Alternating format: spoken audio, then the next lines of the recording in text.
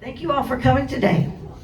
We have, we do this every month, and I don't know, 4 or 5 months ago, we did assisted living. So I thought we would talk about it again and give you some ideas, some demographics of who's in Crestway and Lakeside now, how you can get there, and what's going to happen when you are there, hopefully. Okay. Uh, Crestway, of course, is the oldest assisted living, and we're licensed for 30 people. So the rooms accommodate only one person because of the square footage. Right now, our census is 24, and we have one in healthcare for rehab. So if you live in an independent living or assisted living, you maintain your apartment, and you're in healthcare for rehab, which is paid for by Medicare and our TRICARE. There is only one direct admit at Crestway. The average age is 94. And next month we'll have 5 centenarians in Crestway. And the national average is 84. And our age range in Crestway is 80 to 104. We just had one of our residents turn 100 last week before last, and we have another one in March. 9 residents are dependent upon wheelchair for ambulation, which is fine. In assisted living, you have to only require one person to help you transfer from the bed to the wheelchair. That's one of the criteria that we use for eligibility. We have 5 residents on hospice, and that doesn't mean they're imminent. That just means they're receiving hospice services, which could include bathing, the nurse coming by, so supplying incontinence products, some medications and things like that. We have 2 residents that are on a puree diet. So in both of our ALs, we do all the same diets we do in healthcare. And then one requires the mechanical soft diet. Common diagnoses in Crestway are dementia, congestive heart failure, COPD, high blood pressure, same thing that we all have in independent living. Some of us, right? So Lakeside, we're licensed for 68. So we have 48 apartments, and so the extra 20 is for couples. Current census is 48 residents in 44 apartments. And then we have 4 in healthcare for rehab. We have 1 discharging back home today. 12 are direct admits in Lakeside. The average age is 89, whereas the national average is 84, so we're 5 years above that, and the range is 76 to 101. You have 2 centenarians? Yes. Yeah, two over 100 at Lakeside. So 8 residents depend on a wheelchair for ambulation. 2 are on hospice. 2 residents require a puree diet. 1 requires mechanical soft. And again, the common diagnoses are the CHF, congestive heart failure, dementia, those kinds of things. And most of our folks, we do have some that are independent, that require minimal assistance. And then we have some that require quite a bit of assistance. And then we have some that choose to have sitters and things like that, but it's not necessary to have a companion or a sitter in assisted living. So just nationally, 818,000 people are in assisted living. 70% are female, 30% are male. And then half the residents in AL are 85 plus. So that's true here. Now, as far as activities of daily living, and those are things that we do every day to maintain our health and dressing and things like that. 64% need help with bathing. 50 need help with walking. 49% need help dressing. 43% need help toileting. 34% need help with bed transfer. and then 22% need help with eating. So we have several residents at Crestway that we assist with eating. And I don't know, we have two right now at least. And then, Rachel, how many do you have? One, but they actually have a sitter, so. Okay, we have one, okay. So that doesn't, if you need, help with eating or need to be fed, that doesn't disqualify you from being in assisted living here at the ARC. So 48% have high blood pressure, which we talked about. 17% have diabetes. Now let me address that. We can take persons with diabetes in either facility. The only thing that we have an issue with is sliding scale. So what that means is that we take your blood sugar, and depending upon what it is, depends upon how much insulin you get. So that is a clinical decision. And so we stray away from that because the scope of assisted living doesn't really include that type of decision making. Rachel, do you want to? That's more of where when you're on insulin and you use the sliding scale, it's more of, how do I say, like your nurse's Judgment. Yeah.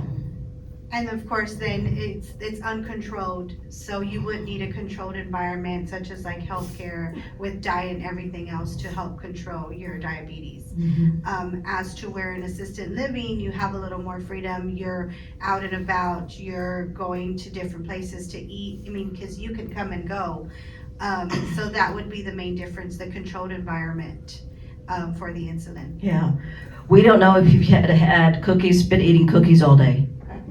And then your blood sugar, spikes, and then so that's one thing that we choose not to take the risk. Now we do have one resident who's been in healthcare, and she was sliding scale, but we were able to get her off insulin and sliding scale, and now she's just on PO or pill medication, and so she's able to go back. Or also if you're like on an Ozempic and it's only once a week, that's manageable, because you're getting that. But the sliding scale is when you actually have the ratio of, if your numbers are between this and this, then you would be, you would get this much insulin. But if it's that once a week Ozempic, then we can manage that definitely. And it's already with the exact dosage. Okay, you have Ozempic too. Is it for weight loss or for?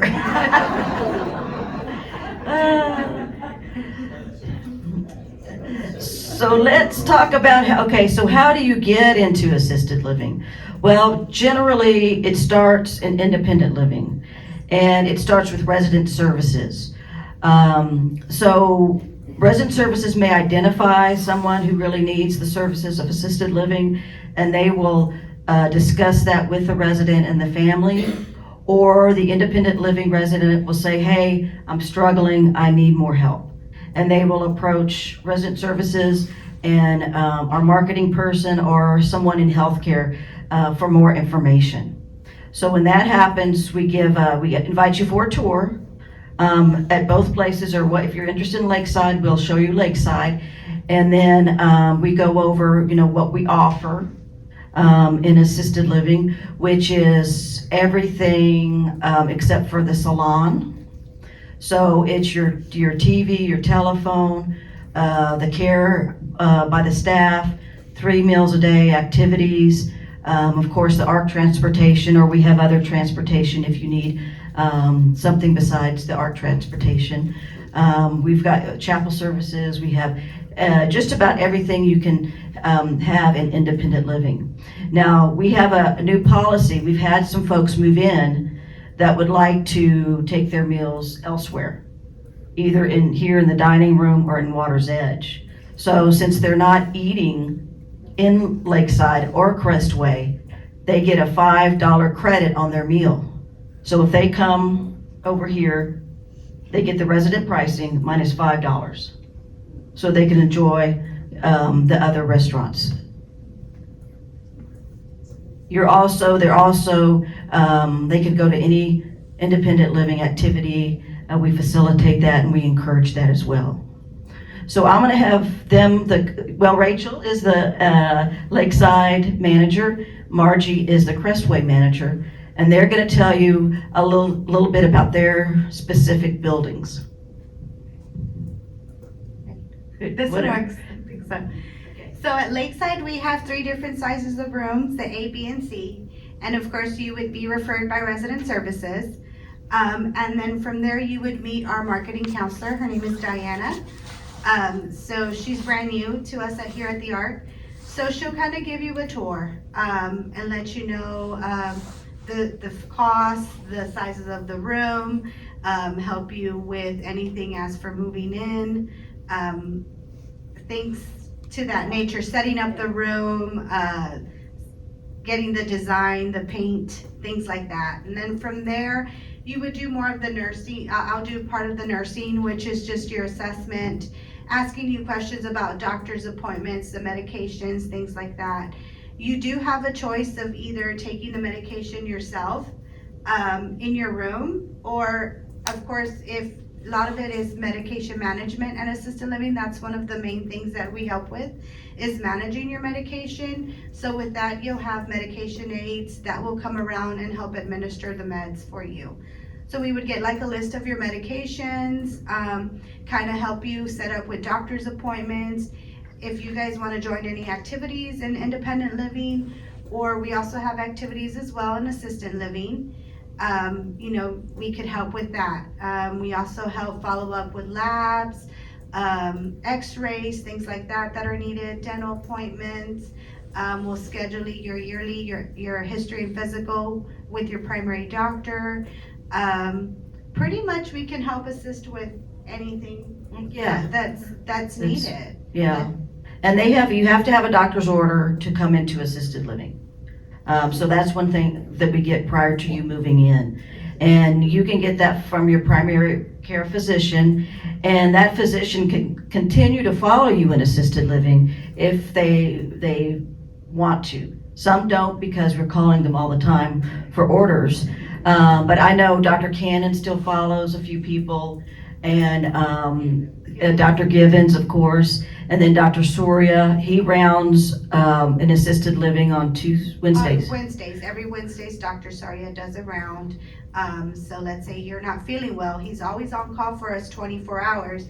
But let's say you really want to see him on a personal level and talk to him one-on-one, we'll put you on that list for that following Wednesday, and when he comes in, we'll let him know, this resident would like to meet with him. He'll also be available to call your family as well and kind of talk to them over the phone. So it's kind of like you have an appointment in your room, pretty much. Yeah. That helps. Yeah, and I was just gonna mention that as far as pricing, we have 3 different pricing structures, and it depends upon the apartment and the place and everything. If you're interested in to know more about pricing, just come see us. And we'll talk to you specifically, like when your contract was, if you're direct admit, and we can talk to you about that. Many of our residents have long-term care insurance. And that is, we file for that with you. You have to initiate the claim. But we have to send in clinical information to your long-term care company so that they can see, oh, well, yes, they need this level of care, and we're gonna pay for it, help them pay for it. So we have quite a few on long-term care insurance, probably 25 or 30 people campus-wide. So I have 2 people working on long-term care insurance, Enrique and Diana up front. So they help the families out and the residents out. So as she said, they can do a lot in assisted living. They do some wound care, but it's not, you talk about wound care, I'm not a nurse. With wound care, depending on the type of wound, we also will help refer like a home health agency to come in and help with that care if you need anything extra, where it's that 24-hour care. As for wound where they're coming in daily, we also can help refer to hospice. Just if, for change of condition, We also have Sandy in Activities who helps with shopping. She goes out every Tuesday. So if there's some personal items that you need, you could make a list for her. She can help assist with that as well. Yeah. Yes, ma'am. Can you talk about whether labs and x-rays are done on site, or do you have to transport us someplace else? No, so labs and x-rays are done on site. Now, of course, if it's an MRI or CT scan, you'd have to go out, but we would schedule that for you, of course, call your family. And sometimes you might need an escort, and we're able to provide that for you. Yeah, they, they can do Dopplers on Yes, site. Yeah, Dopplers. Yes. Yes, Are all sir. your folks ambulatory? Some are and some are not. Are the folks ambulatory at Lakeside and or Crestway? If not, how do you evacuate them in an emergency? So, Yeah. yeah, that's a good question. Yeah, how is evacuation done? So we have to do fire drills every month. And if it, and the alarms have gone off there plenty of times. And so in any situation in a healthcare building, the ambulatory folks, we get those people out first. And then those that need a little assistance, those go next. And then finally, if you are bedbound, and this isn't really in healthcare, we don't have anybody bedbound in assisted living, then those are the last persons that get out. But the fire department, as soon as they arrive, they're in charge of evacuation. When we do fire drills and things, we have 3-hour doors. So we will instruct some residents to stay in their apartment. And then we have a notification outside that they've been checked. We throw a glove down. They've been checked and they're in that room. So that the fire department can, if they need to evacuate that person, they know someone's in there, they'll go in and help them out. But the fire department will ultimately be responsible for evacuation. Now here at Crestway, we've had several, we had a smoke detector that kept going off. And we did evacuate everyone. Everyone, both floors. And we've become quite adept at it. Unfortunately, it's been during daytime, and so other staff come and assist, including security. And security will come and they will post at all the exits to make sure that everyone is safe and that everyone has gone to the appropriate rally area. So we do that. We do an evacuation drill at least once a year. What if the facility burns down? What do you do with those residents? Well, luckily we have a sprinkler system, and we hope that the whole building won't burn down, but that is a good question. So we would have to relocate them somewhere else temporarily on campus. What about, do we have a partnership with another nursing Yes, we do. home? We have transfer agreements. We have one with Morningside here in San Antonio and Babcock. We've got one out in Bernie at their campus. We have one with Eden Hill, and then we have one with a church nearby. But we because our campus is so big, we can evacuate to another part of the campus and then get everybody situated to where they need to go. So we hope that the building doesn't burn down. I do have a question, and it could be that not everyone understands direct entries. And if you could explain direct entries to everyone and say, how does that prioritize? Because residents by contracts are supposed to be prioritized going into assisted living. How do you prioritize residents if a direct entry is already in rooms at assisted living? So when we have an apartment that No. okay. Go ahead. Oh, come on, Rachel, go for it. So when we have an apartment that becomes available, we exhaust the ARC resident waiting list first. So if none of you are interested in this apartment, then we will go to a direct admit list and see if they're interested in coming and moving on campus. But our campus residents are always a priority. And if we get too full somewhere like we have had in healthcare, we don't entertain direct admits. So you are our priority at all times. Sure. Can you explain what a direct entry is? And also, what if you run out of space and someone needs a larger, or one of the large units, but there's a direct entry in it? What do you do then? Yes. So that hasn't happened yet, because we find that this crowd and the independent living don't want to come to assisted living for some reason. But we won't, if we're all our, you're talking about the C units. So if all our B and C. So right now, as I said, we have 12 out of 48 apartments. So that's, like a quarter of our residents. And a direct admit is someone who's not a campus resident. So they didn't come in and pay an entry fee and live on IL and then transition into AL. This person has to meet our criteria of being military, and then also, of course, the medical criteria. And many of them are just like you. They've had they're retired officer, they've had a distinguished military career, or they're a spouse of someone who's had a distinguished military career, and they just stayed in their home and now need the assistance. But we maintain, we have a marketer, as she said, in Lakeside, but we watch that very carefully. And they, of course, pay higher room and board. They pay market rates. So, 12, 12 in Lakeside and 1 in Crestway. So, for instance, if you come into healthcare and you're a direct admit, you're going to pay $10,000 a month. And you're gonna have to meet the ARC entrance requirements. Correct. That's Yes. correct. Thank you. Yes. Oh, sure. And they have to meet the ARC entry requirements.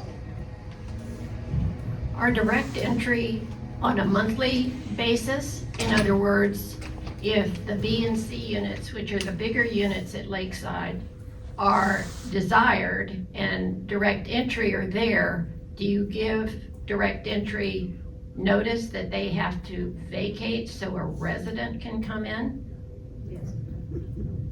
No, we have one that's never happened before.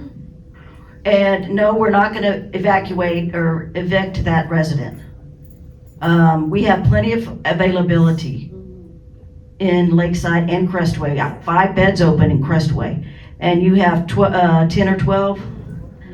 So that is not some. We have talked to Mr. Furler about that, and it's come up before. But because we do have availability, and they've been there and they're paying market rates, we're not going to evict them. But the bigger units are the ones that the bigger units are the ones that residents often desire. And if someone else is in there, then do the residents get put in smaller units and have to, settle for that? As opposed to having a direct admit that didn't pay the entrance fees that we pay? So, it doesn't happen. We have plenty of units. We have never had, we have one direct admit in C unit. Just one, yeah. Yeah, we just have one direct admit. We have 3 C units on and we couldn't find anybody to move in. So it's just not a reality here. I understand your point very well. And I'm gonna get Debbie up here. And usually a direct admit is someone that's single by themselves. Usually they request an A unit. Where they're not able, a direct admit is usually someone coming from the outside. They're alone in their home trying to come into a community. So it's usually just one, and they kind of just want a small A unit. That's kind of what our direct admits request. I'm familiar with this ABC. Okay. Room sizes. Oh, okay. Room sizes. Here, I got that. He's gonna help us, we're gonna get some. Thank you. She wants to know about the room sizes, what's the difference between these? Okay. These are largest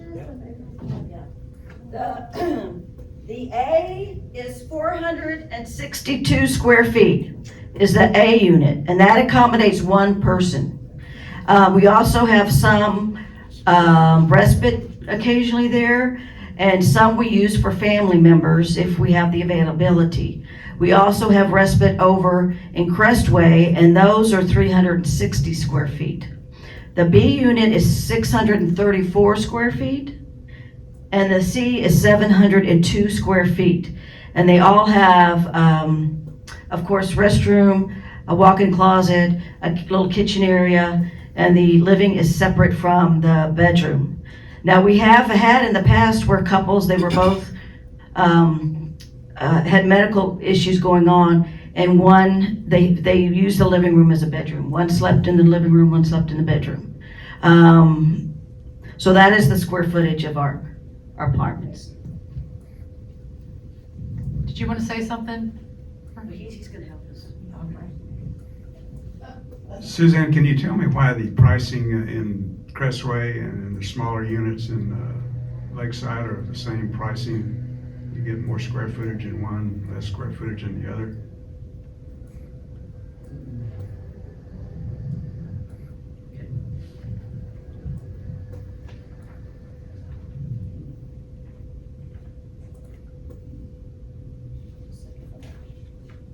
I'm gonna see how much difference.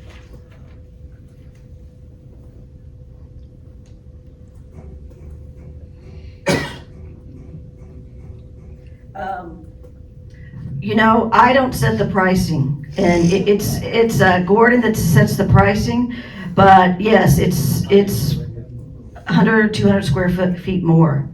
But I would say that in Crestway, we have, and we've talked about this before, we have higher acuity, and it's next door to healthcare. And the staffing is comparable in both areas. But we see, like we discussed, we have 5 on hospice. So, I don't know, we can ask Gordon. But it accommodates one person. Maybe a future meeting could have Gordon here to answer some of these questions. Sure. Okay, so what I wanted to make mention of is that we strive hard in resident services, knowing that you are going to come into our office one day and say, the time is here that I need to consider potentially moving to assisted living. What do I need to do? And we retain a pretty lengthy list of residents maybe that are considering moving to a higher level of care. Then we also have a list of predictables that are going to need to move to assisted living very soon. We also have a pretty good memory as to who is going to probably need it tomorrow and maybe cannot possibly wait. And Lori and I truly take those lists into consideration every single day. We have a stand-up meeting in healthcare every day. We know who is being admitted and discharged from the hospital. We are speaking to case managers on a daily basis, knowing who is going in for what and maybe coming back when, potentially. So we really try to keep the pulse going, if you will, so that if the need arises, we're also looking at vacancies both at Crestway and Lakeside on a daily basis. And we know that census, where that census is. We're looking at direct admits too, and the position of the units that they're in, whether it's an A or a C. And for instance, if the Taylors came to me today and said, you know what? Monday, we're gonna start thinking about moving next month. Immediately, it would be immediate, and we would not hesitate to get them on that list, make sure they're on the list, so that a C is where they're opting to go, that a C will be available. And we work very hard to make sure that when the time is there, that C is available, because that is what they've opted for, and that's their request. We, as Suzanne said, we've been very fortunate at this point. We've never really had to juggle a couple up to this point. It may come at some point that we're at capacity and we'll have to seek other options.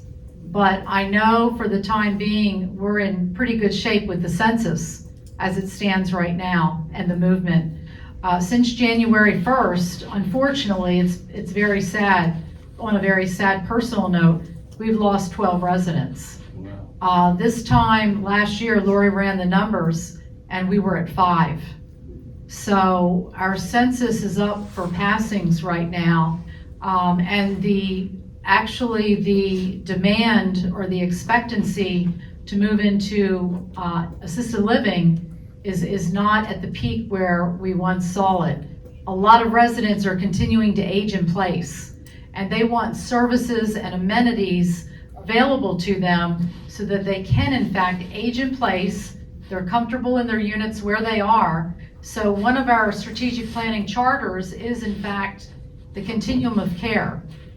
And what are we going to do to provide these services here at the ARC so that residents can in fact age in place? And I can tell you, industry-wide, that's the trend, to age in place, in fact. A lot of, you probably already read it, that many senior living communities across the country are doing away with their healthcare programs. And they're trying to find the means and options of bringing more services and amenities into their prospective units where they've been for years. Colonel? As that trending takes place here, what kind of numbers are you seeing? Or are you tracking any numbers as far as the choice between staying in place or moving on in the continuum? We're tracking those numbers as the movement follows into a higher level of care, yes, but we're also really trying to dig hard and find options to provide these services, whether it's telehealth, whether it's home health companies, whether it's different tiers of bringing services in, maybe doing a completely different business model in the future, if you will. And maybe that's one of the options here, to do a different business model whereby there's X amount of dollars allocated to services that you might need to enhance your quality of life as you stay in independent living longer. Those are all options. And I think many senior living communities as a whole are looking into these business models. Colonel? Debbie, can you speak to the checklist that your office has developed to help independent living residents begin their consideration and decision-making? We do have a pretty lengthy checklist, actually. And there are a lot of factors and aspects of it that are involved. I invite you to come to our office so that you could see this checklist, because it is in fact pretty lengthy. But there are a lot of things that might facilitate a move, for instance. A lot of you do not have local support, for instance. Some of you may not have children. Some of you may not have other advocates in the private sector that can come in and help you. And all of these things play a role, if you will, in the final determination. But safety is a factor too. We want you to be safe. We don't want to find you on the floor with a broken hip, without a medical pendant that was hanging on your doorknob, and you're in excruciating pain for 8 hours. Sometimes, and I hate to say this, but something catastrophic may have to happen in an IL unit, to precipitate a permanent move to a higher level of care. And we truly, really hate when that happens, truly. Colonel? I can speak from experience. My wife is a retired nurse, and we used to come here. We saw this place being built. When she had a heart attack and stroke, we didn't think twice about coming here. But now we chose the high rise at first, and we lived on the 11th floor, and found out I was allergic to mold. I was allergic to mold in the Air Force, and I was taking shots for it. So they moved me to the 14th, they had mold there. And then I went out to the cottage. And this place is so flexible, it's unbelievable in terms of working with you. And the cottage turned out to be perfect for us. There's only one thing missing. Now, we have long-term care, and we're in better shape than most people are. And it's because of my wife being a retired nurse saying that you need long-term care. And so what's missing right now is managing medications. You cannot get that outside and bring it in. It's something that I believe the ARC has to provide, is that capability. And I'm glad to hear Debbie say that they're thinking about adding improving the infrastructure. And I think we all should get behind that. And I just recently spent 2 weeks in the hospital, one at BAMSI. They released me to the healthcare, and my wife was in there when she first got here. And I'll tell you, the healthcare has improved so much, it's unbelievable. And they've done an unbelievable job.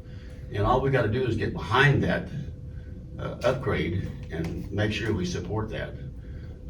And the other thing is I really truly believe that they have to be, your companion service here, the people aren't trained to provide medicine. And I think that this is the next big step that the ARC should consider, is that we, Ginger and I, only thing we need right now is assistance with medicine. And that's a nightmare. It's a nightmare to bring people in from the outside. And I know it's going to be a nightmare for the ARC to staff it. But I believe that's something that we have to have long-term, is to help, especially in the independent living. And probably assisted living too, but I don't know. But independent living really needs it. That is one of our challenges right now, because as Colonel mentioned, that requires a skilled service. The sitters cannot provide or administer medications, if you will. So that would require someone skilled that would come in, potentially be home health, but that's one of the options, one of the services that we're looking at going into the future. Many residents struggle with medication management, and it is tough, especially if you're aging in place, somewhat forgetful. Refills are an issue sometimes, and because you're in independent living, remember, the expectation is that you can manage these things. So it becomes a challenge, and it will become even a bigger challenge as we have more and more residents stay in their units and age in place.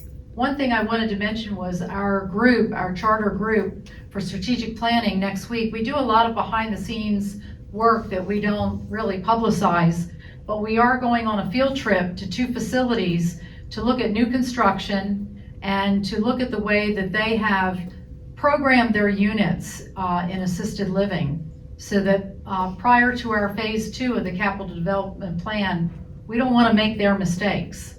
We want to make sure that, we learn from some of their mistakes, and also plagiarize some of the things that have worked for them, and that they can really complement and go forward with. So anybody else have any questions for me? I don't want to take over Suzanne's show today. We have had a number of nurses since we've moved in. What are we doing to address the issue of not being able to keep a nurse full-time for IL? Yeah. Nurses nationwide present challenges, as they will tell you. One of the challenges that we face is that we have a huge, massive group of independent living residents. One person divided by that number is a tough number. And most of the nurses that we've seen, the candidates that we've looked at, the tenure is very short-lived. 6 months, 9 months, they stop, they're going on to the next thing. They get bonuses in the private sector. If they go with another big facility, a hospital, even a doctor's practice are offering sign-on bonuses. The retention rate is difficult. Suzanne will tell you, it is very difficult to keep a nurse in today's world, honestly. And this is a stressful job, I have to say.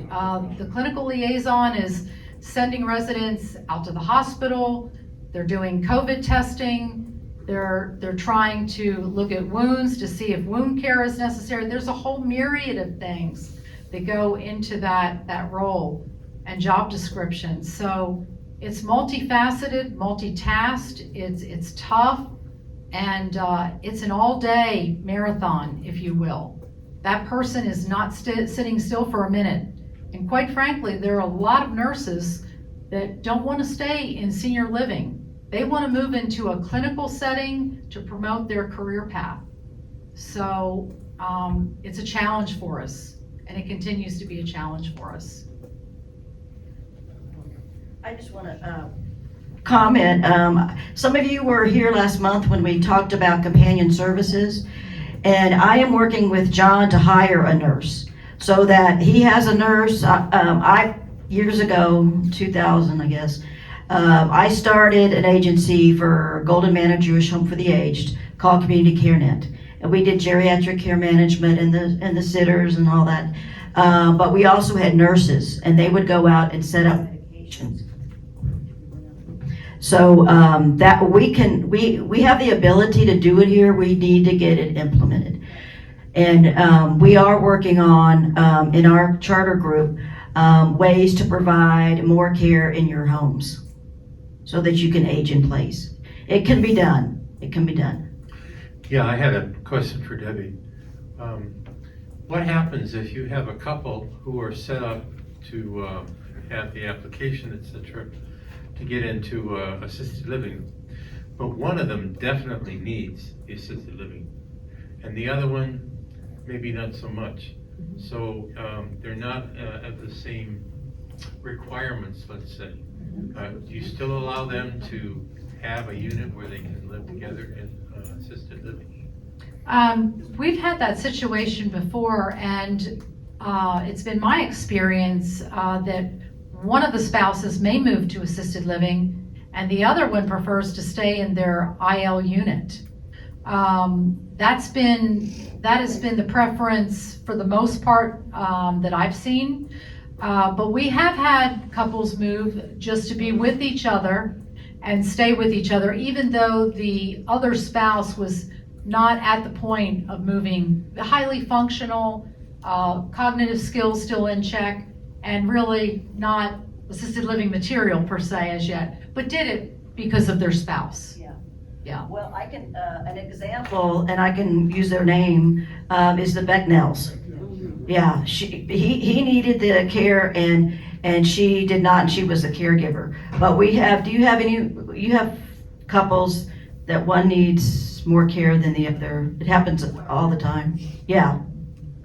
It happens all the time. And we've got some, we've even had some move into healthcare together because they want to be, in the same room. But again, a lot of folks, one will move to healthcare and maybe the spouse in IL downsizes. That happens a lot. Or we have somebody in the Crestway and the spouse is in healthcare. So there's all kinds of different situations that we see. And in fact, our last couple that moved into Lakeside chose to live separately in A's. So, you might consider that, sure. When we first got here 12 years ago, that was the promise that couples could stay together in those larger apartments. But the question is, how does long-term care, will they pay for that if one doesn't need, ADLs, 2 ADLs? Sure. They will, so the second person does not pay the total price. It's $1,600. So the primary person would be the one who requires the care, and that we would file on their long-term care insurance. Now, if the second person met the criteria of long-term care insurance, then of course we would file for that person, but that would be up to the insurance. And we have that situation as well. So yeah, it would cover so the primary person that we would say at Lakeside is gonna be the one that really truly needs the care. And then the second person is the one that doesn't necessarily. Hi, we've done some checking on other assisted living facilities in the area, and most of them are the cafeteria plan a la carte. And our program is definitely all-inclusive, is that correct? That's correct. I hate a la carte, and we had that out in Bernie for a while. But the problem is, how does it, is it cost? We're not going to hire more staff. Right. If you need more care. I mean, you may require more time with the staff, but it just doesn't make sense to me at all. So can you tell me how that compares when we have a direct admit who is coming in at what quote-unquote market rates? Yes. I know we need Gordon here for this next Yeah. meeting, but it seems to me that we've done our buy-in and we're expecting specific care.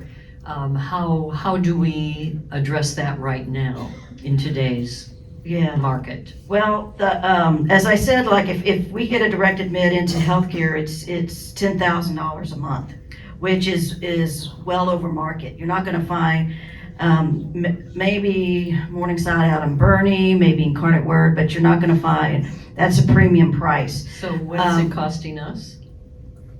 It's costing you $123 a day for a semi-private room. So we're talking healthcare here, Yeah, not it's- assisted living. Yeah, I'm talking healthcare. Okay, but assisted living, yeah. We have 3 different price structures: a direct admit, contracts after July 2021, and then prior to July 2021. So that's how they determine the pricing. So it is, your discount is in healthcare. And that's what most of your contracts, it is always going to be below market rate. And how they determine that is really finance and the whole budget process. They just tell me, recently we went up on direct admits, went up on the pricing. Yeah.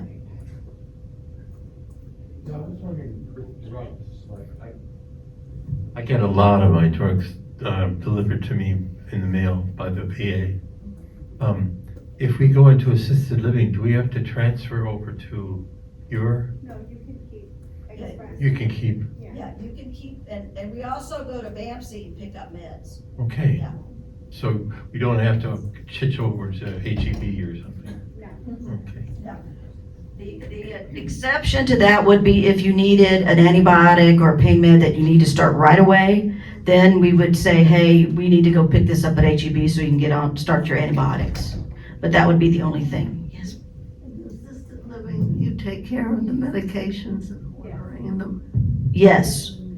We take care of ordering the medications, administering them, and if you're running out, we make sure that, your refills coming in so that you don't miss a dose. We do all of that.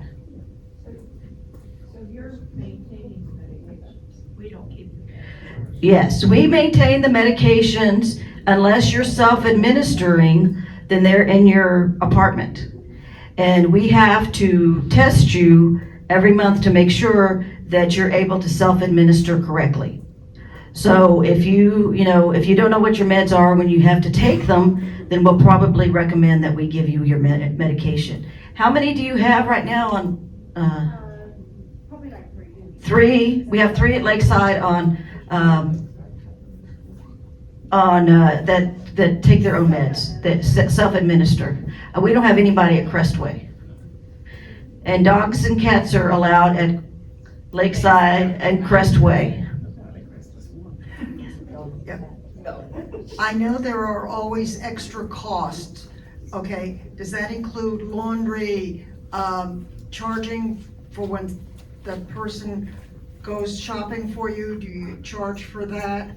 What are the extras that always seem to floor people Sure. when they're presented with them? Okay, so extras, so when the activities go out to shop, they're not charging anything extra. So you'll have a HEB receipt. So they're having things delivered more now, but they go to Walmart, HEB, and get what you need, and then we put it on your monthly bill. But that's just, we're not charging, there's no upcharge whatsoever. So now, as far as incontinence products and things like that, we don't supply those. And you can either choose to have the activities director go get it, your family get it, you get it, or we can supply it for you. Now, I'm gonna let them talk about laundry and anything else.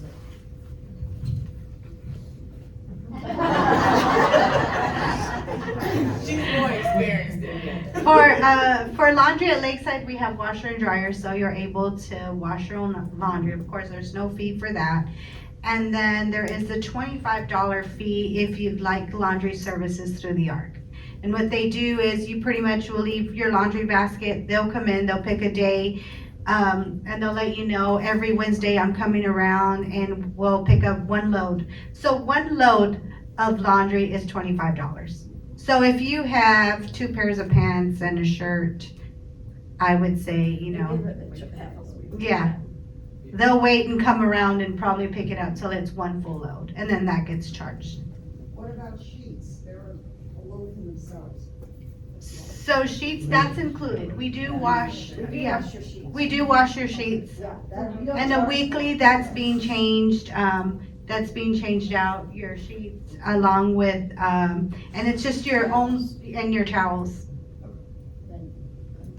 Crestway doesn't have washing and dryers in their rooms, but we have some on the unit upstairs and downstairs, and the girls don't mind helping if need be. If not, they can put it into the, Like your laundry basket? yes, but it's called something. It's called something else. Oh, basket. No. Hamper. Yes, but to make it more professional, it's called something else. Garbage bag? It's like for the, everybody who wants to use it, some people don't wanna pay, so they don't mind putting it into the blue hamper, but it's a little community, yes. You can put it in the community and that's free, but please make sure your name is on it, cause it won't come back. So they'll wash it together. Now, you can also have Housekeeping do your private laundry as well in Crestway and in healthcare. When you're under skilled stay, it's, of course, we provide laundry services and things in healthcare. And I told you about the meals, the $5 if you want to eat someplace else. Any other questions? You're charged $5 if you want to eat someplace else? or- No, you get a discount. Yeah, you get a credit. So you pay the resident price, Yeah. it's not the guest price, and then they take $5 off.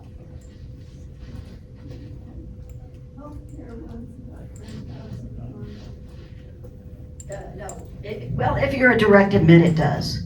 But if you're, like, for you, you've been here for a long time, and it's $3,600 if you're in a semi-private a month, and then if you're in a private room, it runs about $6,700 a month. It just depends upon the size of your apartment, but I would say it runs about $5,000 in that area. It depends upon the size of the apartment.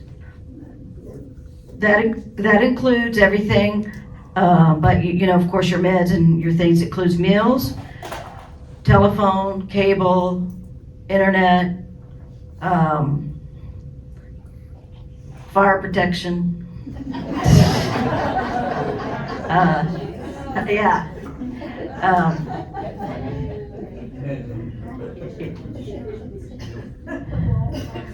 Yes, you have to initiate the claim. So you have to call Genworth or CNA or John Hancock or Prudential and say, hey, I'm here. I need to initiate a claim. And then they'll send us paperwork and we'll send your monthly bill in. And then they will pay off that. And then they'll send you the check. Sure. What have we forgotten? I'll just say a lot of folks get to AL through healthcare. So something happens and you're in healthcare on a skilled stay, and then we realize, okay, you really need to go to Lakeside or Crestway. And then in that time, you know, your family moves you out of your independent living apartment or cottage, and then they move you into your room, and then you discharge from healthcare into Crestway or Lakeside. I know we have several right now that are making that transition, because AL is not like an emergency move. It's more of a planned, short-term move. So I'm one of those that really don't have anybody that can come and help me. So if I go to assisted living, what happens to my cottage? So you vacate your cottage and your home becomes your assisted living apartment. And the cottage reverts back to the ARC. Yes, your cottage reverts back to the ARC. You don't pay 2 rents. Yeah, it reverts back to the ARC, and your new home is your assisted living. Well, Alita's gracious, the housekeeping department, they move on Tuesdays and Thursdays. So they will move you, say if you're going to Crestway, they will move the items that you want to go to Crestway, but then you're responsible of moving out of your apartment the rest of the things, or your family. Yes. I've never worked for a place that does that.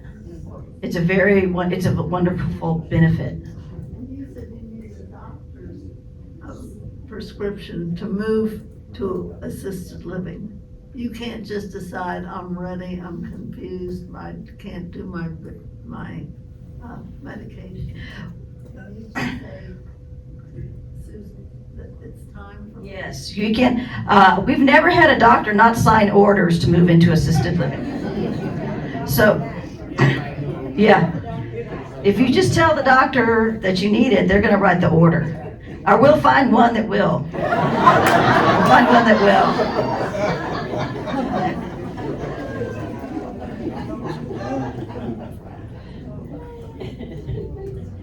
Are there any restrictions with visitors? And I know some of us in the past have had their relatives, when they've come to visit, next door, to spend time with them in the apartment overnight. And what kind of restrictions, and/or can they use the guest rooms here in the? You can, they can spend the night with you. They can use a guest room. We have a couple of AAs that we have set up as guest rooms.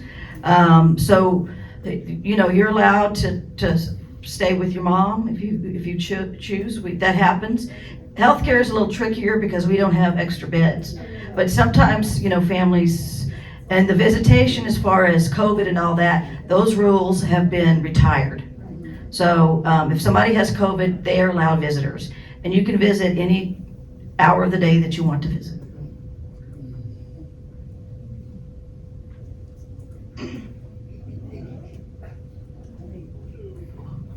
Thank you. Tell me again about this $5 off the meal. Like, for example, someone's in Lakeside or in the assisted living over there, or they come down the hallway and they go in and have dinner, and they're charged the full guest rate.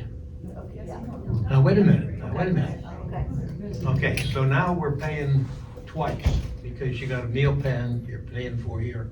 Then you go into the restaurant and it's full guest rate. It happened to a good friend of ours who's just over there. Yeah. And you say, okay, so I take five points off or $5 off. Why don't you give them, they're paying now for the assisted living meal plan, then they're paying the full rate in regular restaurant. They take $5 off. Why don't you just add a surcharge onto it rather than you're still double charging them for their meal? So I know who you're talking about, and that's why we have this new policy. So if we charge the resident rate, so if you go down and get and we don't serve Water's Edge food in AL. I'll just make that clear. We don't serve Water's Edge menu in assisted living. So if you go to Water's Edge, you get a $10 steak, it's gonna cost you $5 because you get a $5 credit, both of you. And you're still paying the assisted living meal. Well, we're giving you the $5 credit because you didn't eat there. Now, we had the same issue out in Minger Springs and Bernie. about, we're not gonna prepare less food if you go eat at Water's Edge. We're not gonna send somebody home, because one person's gonna eat at Water's Edge or over here. So our costs are gonna be the same to serve in assisted living, whether it be Crestway or Lakeside. So the $5 is your, that we're giving, we're crediting you that because you did pay for a meal in Lakeside through your room and board, and we're crediting you that because you're gonna take your meal someplace else. So you're encouraging isolation in assisted living? No. Wrong. Yeah, it's the exact opposite. We're encouraging people to get out and meet your friends and go to Water's Edge or come over here, go to the buffet. So we're not encouraging isolation. And let me say something about this. Rachel, how many people choose to eat their meals in their rooms? Probably half of the residents choose to eat in their rooms. And then you have a whole bunch of them then you have the ones that just don't want to go anywhere. They stay in their rooms to eat. So very rare will we have one that will actually want to. So I think the $5 credit kind of balances out for eating a better meal at Water's Edge. You know you're going to get that. That being said, we serve the same menu in Crestway, Lakeside, and Healthcare. Now, the Lakeside staff prepares Lakeside's meals.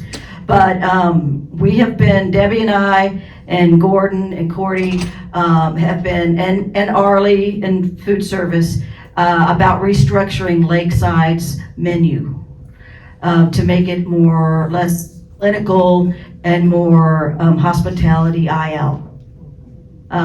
So we are looking into that because we do see the need to upgrade our menu at Lakeside. Crestway, they love it and they're fat. Yeah. And the food is, now that they're cooking in the main kitchen here and they're not transporting, the food has certainly gotten better. Yeah. Suzanne, you also probably have people that go out to local restaurants from assisted living that pay the price for that restaurant. That's correct. Yes, thank you. Yeah, we have that as well. Families take. All the time. Yeah. Is somebody? Oh, okay, yes. I got it. Colonel Martin, thank you. Well, I'd like to just tell you what Ginger and I, we live in independent living. And we came here because she had a heart attack and stroke. Now, it's taken us about 4 or 5 years to come to the right solution. And our right solution is to stay in independent living. And here's why. We found out that you can actually, we have the John's Group, you know who John's Group is, right? We have them come in and stay with Ginger while I go do my thing for 2 or 3 hours. And then we have somebody come in that we know, which is a friend, which is really a companion for Ginger. So I found out that what really is the problem is that when you have a couple, you gotta have, each one of you have some kind of freedom. You cannot, you cannot expect to stay in that apartment, and that cottage all the time, because you'll break down, because I started breaking down. I had to go to the hospital. That's why I stayed a week out at Bamsey, and I came back here a week, because it's only because I ran myself to death trying to do everything. So independent living, I think, is an ideal solution, but you gotta have common sense. And I learned that I thought I was infallible. Ginger, she's a retired nurse, she can do anything, right? And so we both blindly went down that road, and she should have known it because she was a nurse, but we didn't know it. We absolutely ran ourselves in the ground. We came to the model that works. We use John's Group that comes in the morning, all right, and then we have an outside person that comes in that's a companion for Ginger, that's a friend of Ginger's. Comes in, and just that way, we're gonna make the independent living work because we don't wanna go any other place. We don't want, because we don't want to separate. She's been to healthcare here, and I've been to healthcare, and I've been to the hospital, she's been to the hospitals. And we figured out the best way to do it is through independent living if you're a couple. All right? And then realize that when you do that though, you're gonna have to rethink your style of living or your way of living, right? And so one of the things that we had to address is that we're picky about food. And so we solved that problem by picking and choosing what we get from the dining hall. And then we have places that, because actually we have a son and a daughter here, which that actually helps us in terms of food, right? And we got grandchildren living here, so it's a little different story. Many of you don't have that. But the point I want to make to you, as a couple, you have to definitely decide what you want to do. And the job, if you pick the job of independent living, it's a tough job. And so don't ever think you don't need help, because you do. And I think this place has been wonderful for us because they've been very flexible, all right? And I've seen improvements since we've been here, and they're making improvements every day. And one of the things that I was gonna write up a suggestion for is a life, I keep hearing this life process. Everybody needs help to understand that. I mean, each one of us have a different aging process. And we have to, each one of us has to we have to understand our aging process. And you have to manage it, you have to account for it. And that's my suggestion for each individual person, has to realize what that aging process is. And as a couple, you have to embrace it. Yeah, you have to make some hard decisions. Unbelievable. Yeah. And just a reminder, we do have respite rooms. Sometimes a spouse goes on vacation or many different situations. And we have rooms available at Crestway Healthcare and Lakeside. Hi, I'm a family member, and my question is about John's group. We have used his services and it was great. But as a family member, is there any written information about that group? Is it technically it's not a home health agency? I'm just wondering what's available, and can I have some concrete information about that? Okay, sure. And we had a presentation last week. John's group is, no, that's okay, last month. John's group is a licensed personal assistance. And that is a license from the state of Texas. But there's a lot of limitations on what they can do. They can't do anything for you that Medicare will pay for, and I don't want to get into the weeds. But I think he has I think he has a pamphlet, I believe. And the charges are put on your room and board. But we have residents that use other agencies. Yeah, you're welcome. And if you have a individual that comes in and is helping you, there's a process through HR where we have to do a background check and things like that. So you're welcome to use anyone you want to. Because many times John can't accommodate. And so we have several different agencies here on campus. Yeah. Yeah. We can, we have, resident services has some brochures. Okay, last chance. Last question. I'd like to just make a comment and a compliment. I love visiting my friends that are over at Lakeside Assisted Living. Don't get to Crestway too often, but the Lakeside folks, they're happy. They're happy campers, and I don't relish the day when I will have to go there, but I hope I won't go kicking and screaming. I hope that we will move over there and continue to enjoy good life, because these folks they're having a good time. They're happy. If everyone decided they wanted to stay in their independent living apartment or cottage, how would that impact the model as we see it now in terms of moving through the continuum, which is what we all signed up for, basically? Right. Well, and that's a wonderful question, and that's what we're trying to solve in our continuum of care. so that you can stay and that you get the discount and everything that you were promised in your contract. So we're working, we have our charter task force, there's a board group, and we're gonna merge and come up with some models that will allow you to stay in your cottage or your apartment and get the services that you need, and also with utilizing what you've already paid for. Yeah.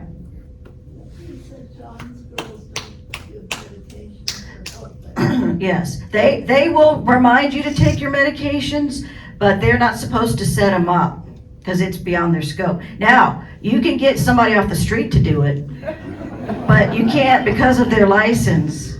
They can't do that. Okay. Okay.